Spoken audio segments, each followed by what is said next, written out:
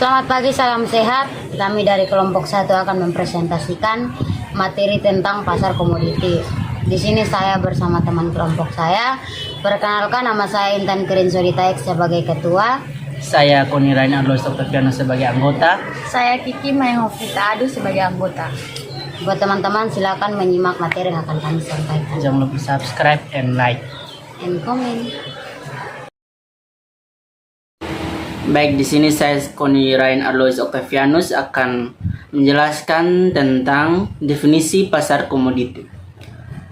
Poin-poin yang terkait di dalamnya adalah apa itu komoditi, apa yang dimaksud dengan perdagangan berjangka komoditi, memahami makna komoditas, jenis dan juga sistem perdagangannya, pengertian komoditas atau komoditi, jenis produk komoditas, yang kelima adalah sistem perdagangan komoditas. Yang pertama, apa itu komoditi? Komoditi adalah semua barang, jasa, dan hak dan kepentingan lainnya dan setiap derivatif dari komoditi yang dapat membantu dan menjadi subjek kontrak berjangka, kontrak derivatif syariah, dan atau kontrak derivatif lainnya.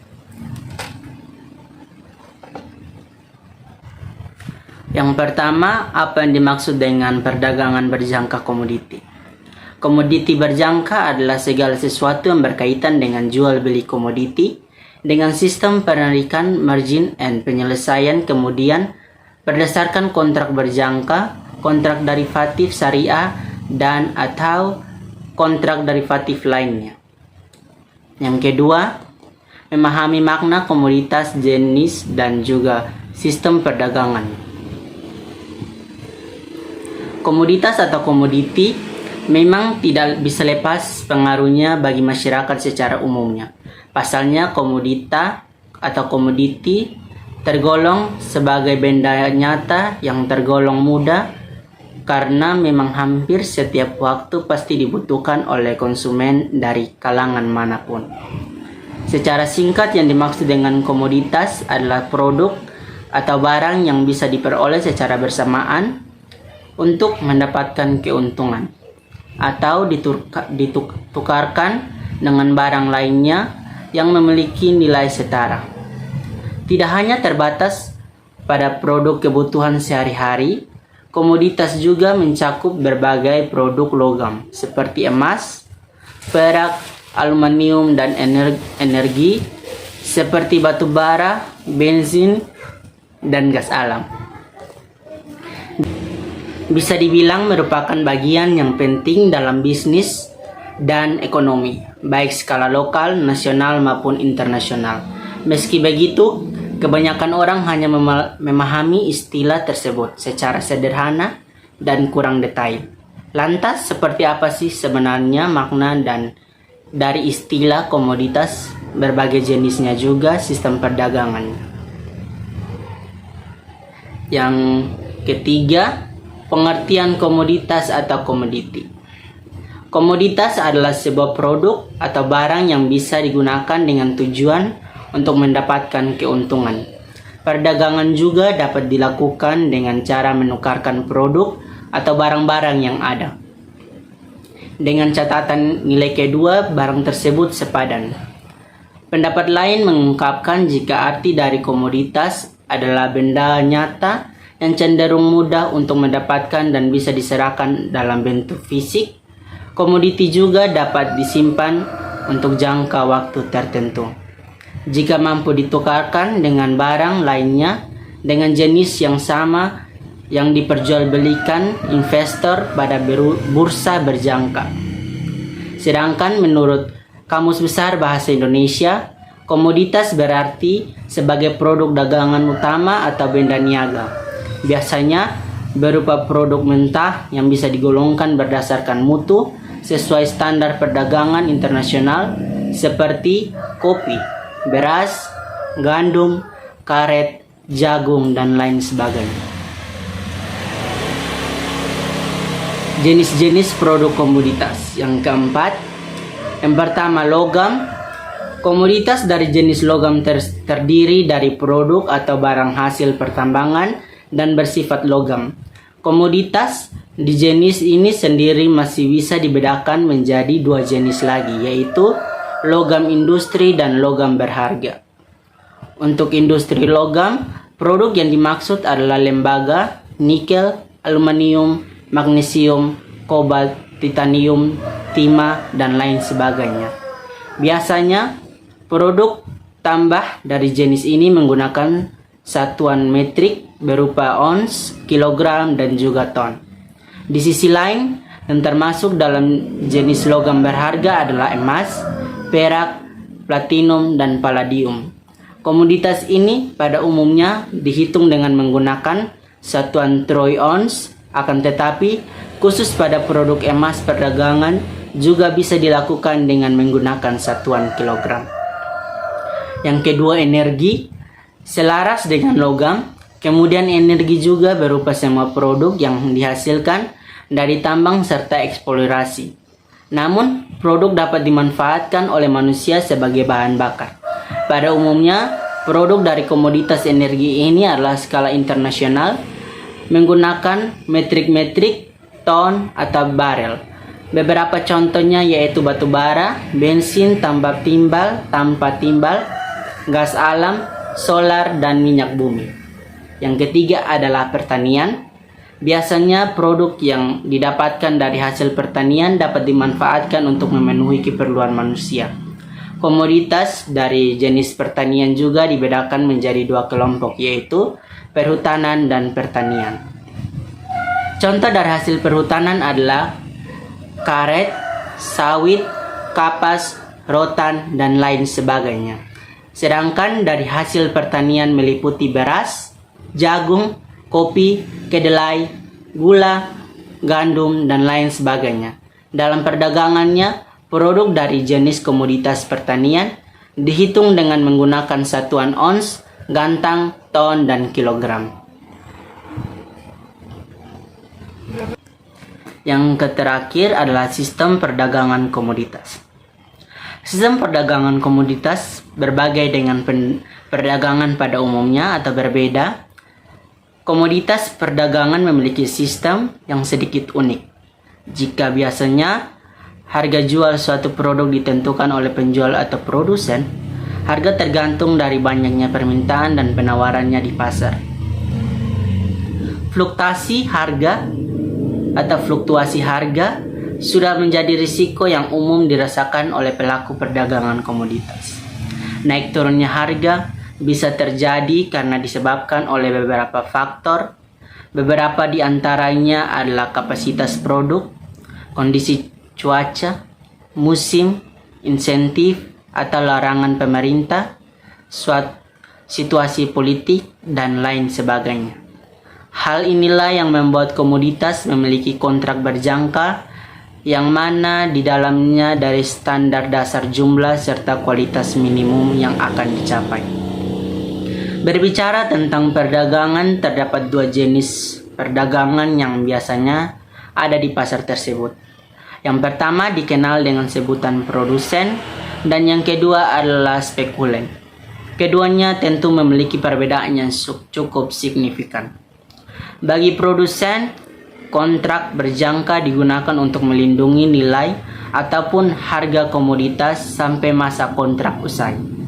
Contoh dari perdagangan komoditas jenis ini adalah petani kedelai yang melakukan perlindungan daripada risiko kehilangan dana ketika harga kedelai sedang turun. Sebelum masa panen tiba, melalui kontrak berjangka, petani tersebut mampu menjual kedelai masih ditanam sehingga harga jualnya telah ditentukan hingga pada panennya. Sedangkan untuk spekulen adalah perdagangan atau pedagang di pasar komoditas dan melakukan aktivitas perdagangan dengan tujuan memperoleh keuntungan. Para spekulen mengambil keuntungan dengan mengandalkan fluktuasi harga. Demikian penjelasan untuk definisi pasar komoditi yang akan dilanjutkan dengan Intan. Materi yang kedua adalah variabel-variabel ekonomi agregatif dalam pasar komoditi. Di bawah ini diiktisarkan variabel-variabel ekonomi agregatif yang relevan bagi analisis ekonomi makro untuk masing-masing struktur perekonomian tersebut. Yang kedua, poin yang kedua, perekonomian tertutup sederhana. Variabel-variabel kegiatan ekonomi agregatif yang diperhatikan ialah C, S, I, dan Y, di mana C adalah pengeluaran konsumsi, I adalah pengeluaran investasi, S adalah saving atau penabungan, dan Y adalah pendapatan nasional. Poin yang ketiga yaitu perekonomian tertutup dengan kebijakan fiskal. Pada konsep perekonomian ini, variabel-variabel kegiatan ekonomi agregatif yang diperhatikan adalah C, S, I, Y, TX, G, dan TR, di mana TX adalah takses atau pajak, G adalah pengeluaran pemerintah, TR adalah transfer pemerintah. Poin yang keempat, perekonomian terbuka tanpa kebijakan fiskal. Di skema perekonomian ini, variabel-variabel kegiatan ekonomi agregatif yang diperhatikan ialah C, S, I, Y, X, dan Z, di mana X adalah ekspor dan Z adalah impor. Poin kelima adalah perekonomian terbuka dengan kebijakan fiskal. Yang dimaksud dengan kebijakan fiskal atau yang disebut juga kebijakan anggaran adalah kebijakan yang dilakukan oleh pemerintah melalui manipulasi instrumen fiskal seperti pengeluaran pemerintah atau pajak yang ditunjukkan untuk memengaruhi tingkat permintaan agregat di dalam perekonomian. Baik, saya akan menjelaskan pengaruh variabel terhadap perekonomian Indonesia. Sebelum membahas tentang pengaruh variabel-variabel apa saja yang memengaruhi perekonomian di Indonesia, mari kita lihat terlebih dahulu apa sih definisi dari ekonomi makro. Adapun pengaruh-pengaruh variabel dalam perekonomian Indonesia. Sebelum membahas tentang pengaruh variabel-variabel apa saja yang memengaruhi perekonomian di Indonesia, mari kita lihat terlebih dahulu apa sih definisi dari ekonomi mikro. Ekonomi mikro adalah suatu sistem yang mempelajari tentang perubahan ekonomi di Indonesia yang membawa pengaruh besar terhadap masyarakat, pasar, dan juga perusahaan. Dengan kata lain, ekonomi makro Indonesia adalah sistem yang melakukan analisis mengenai segala bentuk perubahan kondisi ekonomi Indonesia untuk mencapai hasil analisa ekonomi terbaik. Bentuk perusahaan ekonomi yang dimaksud di sini meliputi tentang pertumbuhan ekonomi, tenaga kerja, dan kestabilan harga, serta tercapai atau tidaknya keseimbangan neraca yang dilakukan secara berkeseimbangan. Ekonomi makro adalah sebagai ilmu yang mempelajari perilaku manusia di dalam memenuhi kebutuhannya yang relatif tidak terbatas dan menggunakan sumber daya yang terbatas, dan masing-masing sumber daya mempunyai alternatif pengguna. Terbatasnya sumber daya membuat manusia harus melakukan pilihan dari berbagai kemungkinan yang ada. Pilihan yang diambil adalah pilihan yang memberikan keuntungan paling besar. Sehubung dengan hal ini, ilmu ekonomi dapat pula diartikan sebagai ilmu yang mempelajari berbagai pilihan dan pengambilan keputusan atas pilihan-pilihan yang ada dalam kondisi yang teratas. Secara garis besar, ilmu ekonomi dapat dipisahkan menjadi dua, yaitu ilmu ekonomi mikro dan ilmu ekonomi makro.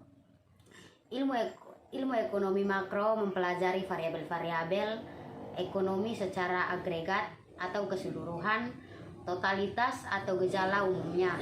Variabel-variabel tersebut antara lain pendapatan nasional, kesempatan kerja dan pengangguran, jumlah yang beredar, lalu inflasi, pertumbuhan ekonomi, maupun neraca pembayaran internasional.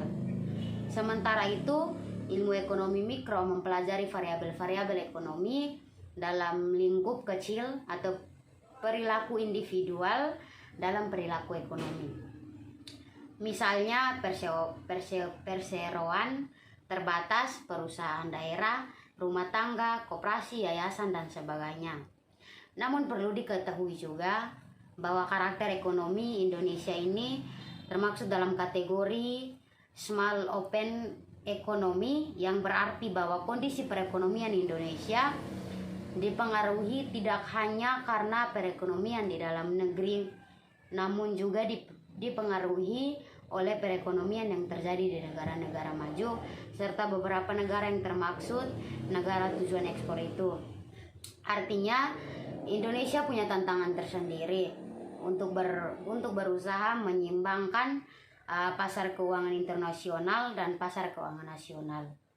Ilmu ekonomi makro hanya membahas variabel-variabel yang berhubungan dengan gejala-gejala perekonomian atas keseluruhan secara totalitas ataupun gejala umum, bukan perilaku dan pelaku ekonomi secara individual. Secara umum, terdapat beberapa variabel yang menjadi isu utama ekonomi makro, yaitu antara lain poin yang pertama adalah output agregat.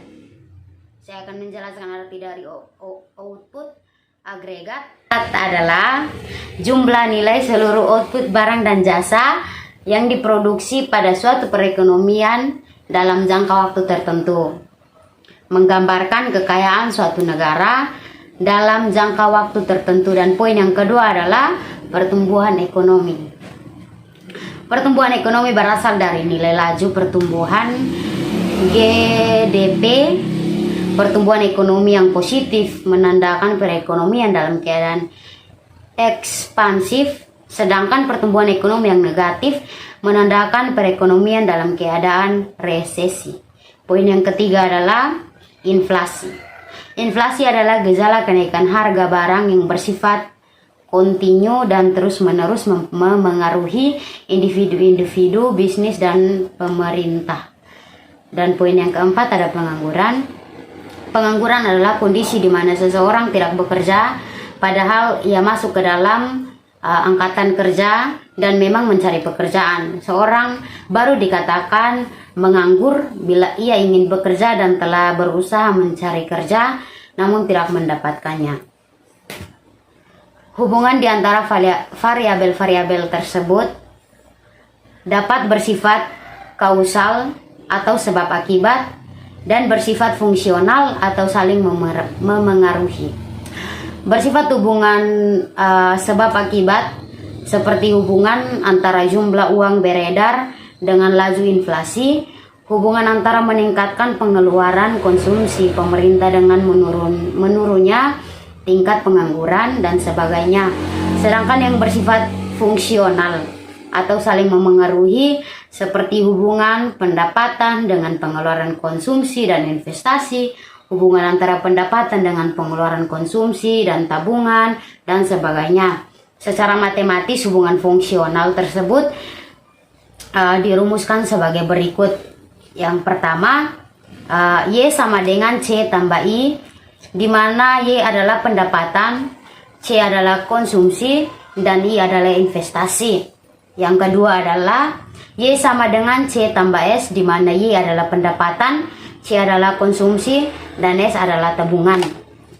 Oleh karena itu, dengan mempelajari ekonomi makro, kita akan menjadi lebih mampu untuk menyelesaikan masalah-masalah yang ada dalam suatu perekonomian. Adapun ekonomi makro yang menjelaskan tentang hal-hal berikut ini. Yang pertama, pentingnya segi permintaan dalam menentukan tingkat kegiatan dalam perekonomian. Dan yang kedua adalah pentingnya kebijakan dan campur tangan pemerintah untuk mewujudkan prestasi kegiatan ekonomi pada tingkat yang dikehendaki. Selanjutnya, berdasarkan ruang lingkupnya, menunjukkan bahwa teori ekonomi makro bertujuan memberikan gambaran tentang bagaimana suatu perekonomian berfungsi dan bagaimana suatu perekonomian berjalan sesuai kegiatannya. Teori ekonomi makro bertitik tolak dari teori yang ditemukan oleh ahli Inggris yang bernama John Maynard Keynes dalam bukunya yang berjudul The General Theory of Employment in Terms dan Money, pada tahun 1936. Secara garis besar dapat dibedakan menjadi dua aspek, yaitu kritik atas pandangan ahli klasik mengenai faktor-faktor yang menentukan tingkat kegiatan ekonomi suatu negara, dan pengeluaran agregat, yaitu pembelanjaan masyarakat atas barang dan jasa menjadi faktor utama yang menentukan tingkat kegiatan ekonomi suatu negara. Baik, di sini saya akan menjelaskan sedikit tentang pengeluaran investasi dalam modal analisis ISLM. ISLM adalah gabungan kurva IS dan LM yang menunjukkan relasi antara tingkat suku dan bunga. Yang kedua, pasar barang dan kurva IS.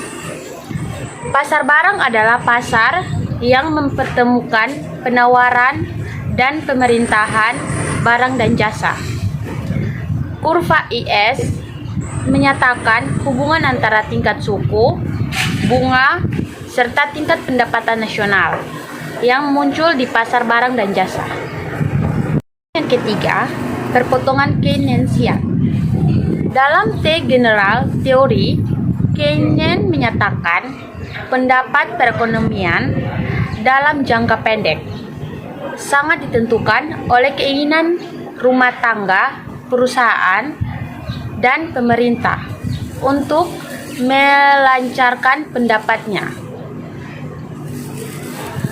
Artinya, semakin banyak orang yang mengeluarkan pendapatnya, semakin banyak barang dan jasa yang bisa dijual ke perusahaan. Semakin banyak perusahaan menjual, semakin banyak output yang diproduksi dalam makin banyak pekerjaan yang dikaryakan. Yang keempat, pengeluaran yang direncanakan. Perbedaan antara pengeluaran aktual dengan pengeluaran yang direncanakan. Pengeluaran aktual adalah pengeluaran uang yang dikeluarkan rumah tangga, perusahaan, dan pemerintah atas barang dan jasa. Yang kedua, pengeluaran yang direncanakan. Perbedaan antara pengeluaran aktual dengan pengeluaran yang direncanakan. Pengeluaran aktual adalah jumlah uang yang dikeluarkan rumah tangga, perusahaan, pemerintah atas barang dan jasa. Sedangkan pengeluaran yang direncanakan adalah jumlah uang yang akan dikeluarkan rumah tangga, perusahaan, dan pemerintah atas barang dan jasa. Kelima, determinal pengeluaran yang direncanakan. Dengan mengasumsikan bahwa perekonomian adalah tertutup, sehingga ekspor neto adalah nol.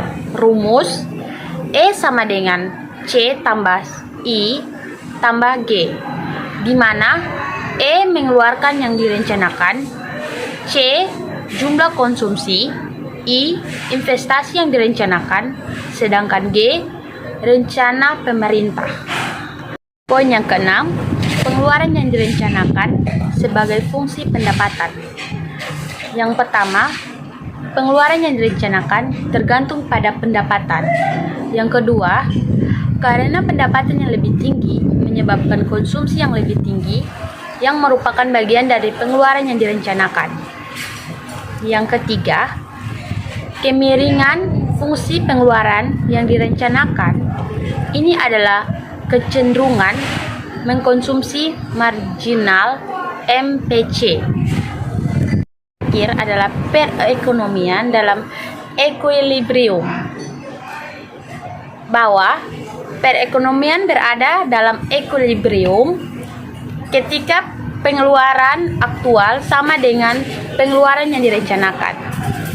Asumsi dasar, rencana yang telah direalisasi tidak dapat diubah lagi. Dengan mengingat bahwa Y sebagai GDP tidak hanya sama dengan pendapat total, tetapi juga dengan pengeluaran aktual total atau barang dan jasa. Pengeluaran aktual sama dengan pengeluaran yang direncanakan, Y sama dengan E. Perpotongan finansial. Dalam perpotongan finansial adalah di titik A, yaitu pada saat pendapat sama dengan pengeluaran yang direncanakan. Sekian, terima kasih. Dari kelompok kami, buat teman-teman yang sudah menonton video ini, jangan lupa like, komen, subscribe, dan share sebanyak-banyaknya ke teman-teman kalian yang lain. Semoga ilmu ini dapat membantu kita semua. Terima kasih.